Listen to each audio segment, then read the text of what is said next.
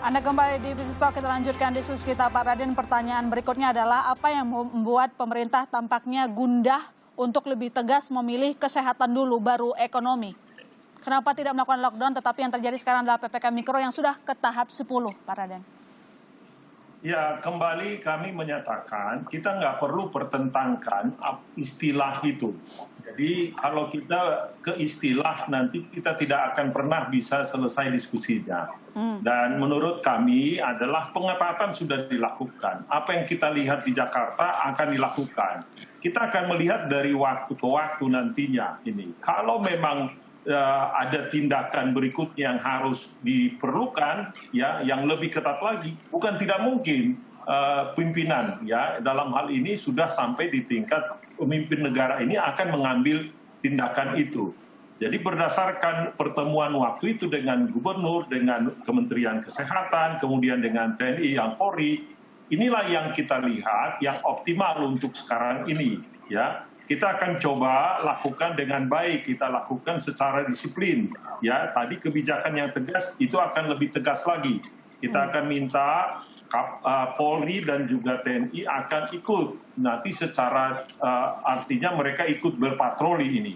Jadi hal-hal itu yang dilakukan pada saat yang sama benar-benar kita sekarang perhatikan baik dari sisi nakesnya yang tadi Prof. Zubairi katakan itu. Kita perhatikan juga fasilitas kesehatan sekarang ditambah, obat-obatan ditambah. Jadi kita memang bekerja keras untuk melakukan itu semua, di samping disiplin tadi yang 3M, 3T itu pun ditambah, bahkan genome sequencing, ya, itu dilakukan secara serius sekarang oleh Kementerian Kesehatan untuk melihat varian-varian baru itu. Tidak mudah kita akui, kita prihatin dengan situasi ini, kita bekerja keras. Ya, kita bersama-sama mengajak semua pihak di sini, pihak media, pihak masyarakat, kembali seperti yang kami katakan tadi, pemerintah nggak bisa berhasil kalau hanya dirinya sendiri yang melakukan ini. Jadi masyarakat dilibatkan. Mari kita semua mencoba melawan penyakit yang sangat pintar ini. Saya harus akui, pintar ini membuat kita pusing, ya. Dan itulah menjadi tantangan buat kita semua. Mudah-mudahan kita bersatu padu melawannya. Baik, saya ke Prof. Zubairi. Prof, kalau apa mitigasi dari ID melihat memang kan sekarang udah ada varian corona baru yang masuk gitu. Bagaimana ID mengantisipasi second wave corona? Iya, sekarang ini kan semua upaya sudah dikerjakan. Nah, dan masih cenderung untuk naik. Karena itu yang paling penting memang sekarang ini monitor evaluasi. Kalau kemudian setelah beberapa hari kenaikan tidak bisa dihambat, ya harus diperketat lagi aturannya. Tapi contohnya yang hari ini, yang mengapa saya optimis, tadi pagi itu ada masalah di Jogja. Oksigen habis di beberapa rumah sakit. Nah, saya segera angkat ini ke media sosial dan juga ke teman-teman di ID, dan rupanya teman-teman mempertanyaan, apa benar apa tidak, valid tidak itu yang dinyatakan Zubairi. Saya bilang saya sudah cross check ke dokter yang ada di sana, nama rumah sakitnya ada, beberapa yang oksigennya habis, kemudian oleh teman-teman dari ID, ada Prof. Fahmi, ada Pak Deng, ada yang lain, kemudian segera kontak Menteri Kesehatan, kontrak yang lain. Sore ini sudah teratasi, jadi kalau melihat respon cepat yang tadi pagi, saya optimis bahwa kita bersama-sama bisa mengatasi masalah ini. Jadi selama kita memonitor, mengevaluasi, kemudian menemukan sesuatu dan mengatasi secepat yang tadi itu, juga ke depan saya optimis kita bisa. Tapi sekali lagi harus monitor, evaluasi, kalau perlu ganti kebijakan, monitor, evaluasi, kalau perlu perketat. Kalau perlu ganti kebijakan yang kayak apa maksudnya, Prof? Kenapa? Kalau perlu ganti kebijakan, Anda bilang. Kebijakan yang kayak apa yang harus diganti? Iya, yang harus diperketat. Jadi misalnya katanya sudah ketat. Namun misalnya di beberapa jalan-jalan ada jam malam ini. Namun kalau ke Bogor melalui pakai KRL boleh. Kalau naik pakai mobil. Oke, agak putus-putus suara Prof. Zubairi. Implementasinya perlu konsisten. Jadi memang monitor evaluasi perbaikan, dan ini memang harus cepat. Nggak bisa kita lambat mengatasi pandemi ini. Konsisten dan cepat. Lockdown,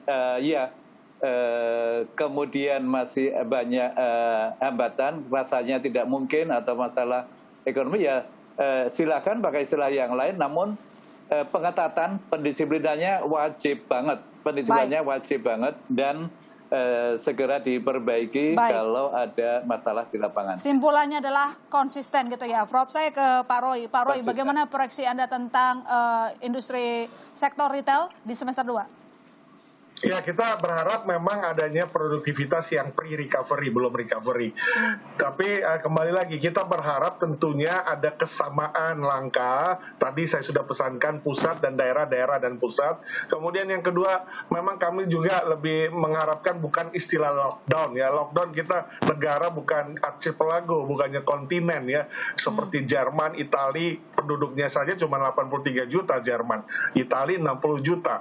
Jadi PPKM Mikro yang sampai ke level RT RW untuk melakukan 3T itu harus disiplin, dan memang terbukti ya penegakan hukum dan peraturan itu pasti bisa mengurangi dampak ini, dan kita harapkan supaya ekonomi masih bisa maju. Gas dan rem, nah inilah fungsi gas dan rem ini saat kita memerangi COVID, tapi jangan ekonomi diruntuhkan atau ekonomi dimatikan.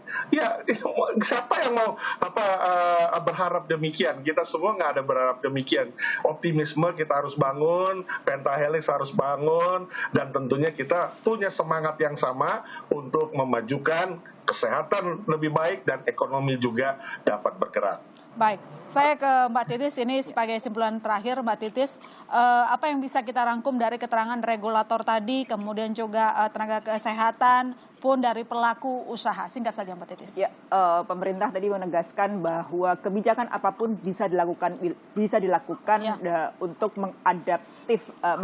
mengadaptasi perkembangan dari COVID. Artinya apa? Karantina bisa dilakukan, dan kemudian tadi catatan yang penting sekali yang memang harus segera dikoordinasikan adalah bagaimana kebijakan pemerintah pusat bisa terdelivery, atau sebaliknya bahwa keluhan yang dilakukan oleh pemerintah daerah ke pemerintah pusat juga bisa terkoordinasi dengan baik.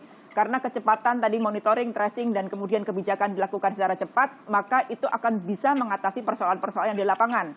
Soal ekonomi, bahwa memang di satu sisi pemerintah melakukan gas rem yang memang dilakukan, tapi ini juga harus mempertimbangkan bahwa kesehatan tetap yang harus utama. Karena tadi Pak Arden menegaskan bahwa tidak perlu dipertentangkan, pemerintah sangat concern terhadap kesehatan masyarakat, tapi juga berharap bahwa ekonomi tetap bisa tumbuh agar berbagai masalah mulai dari pengangguran, bantuan ini bisa bantuan sosial yang untuk mengangkat daya beli juga bisa jalan. Baik. Nah, di sisi lain kita memiliki persoalan yang sangat serius, yakni adalah soal pendanaan yang selalu dikeluhkan, bahwa pendanaan tadi bahwa di Jawa Barat membutuhkan bantuan sosial, kalau dilakukan wilayah membutuhkan bantuan sosial agar ditanggung oleh pemerintah pusat. Nah, ini adalah PR ini harus diselesaikan. Baik. Dan kemudian dikoordinasikan antara pemerintah pusat dan pemerintah daerah secara baik. Baik, terima kasih Mbak Titis, terima kasih juga kepada Pak Raden sebagai regulator yang hadir di Business Talk pada malam hari ini. Terima kasih Prof. Zubairi, terima kasih Pak Roy. Yang jelas kita sepakat sama-sama maunya kita pandemi cepat selesai, konsistensi pelaksanaan program, kebijakan yang sudah diberikan oleh pusat harus kita jalankan bersama-sama. Kita tahu, kita sadar betul, peraturan cuma peraturan kalau masyarakat nggak ngikutin. Dengan demikian saudara, saya masih tertarik dan undur diri. Sampai jumpa Selasa depan.